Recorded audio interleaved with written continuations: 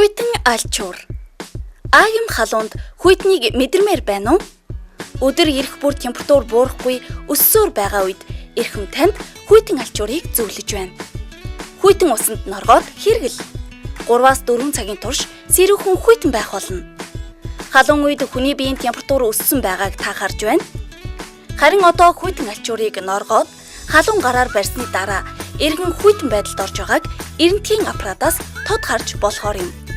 Өөрөөр хэлбэл хүйтэн алчуур нь халуун биед хүрэлцсэнхээ дараа эргэн хүйтэн байдалд ордог гэсэн үг юм. Тиймээс та мөр хүзүү хэсэгтээ жин тавин эргүүлж тойруулан хэрэглээрэй. Хүйтэн алчуурыг аагим халуунд хүн бүр хэрэглэнэ. Гадаа наранд ажил хийж байгаа бол толгой хэсэгтээ боон малгайгаа өмсөн халуунаас сэргийлээрэй.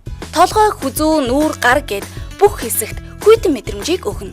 98% туяаны хамгаалалттай тул гадаргуун дээр туссан халуун элч хүйтэн алчуурын дотор хэсэгт нэвтэрдэггүй байна. Энэ нь 100% полифер буюу хүйтэн утас гэх материалтай холбоотой.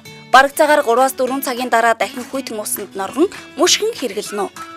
Угаач цэвэрлэхдээ халуун усанд ямар нэгэн бодис хэрэглэхгүйгээр угаана. Халуун зунж сэрүүхэн явцгаая. Хүйтэн алчуур.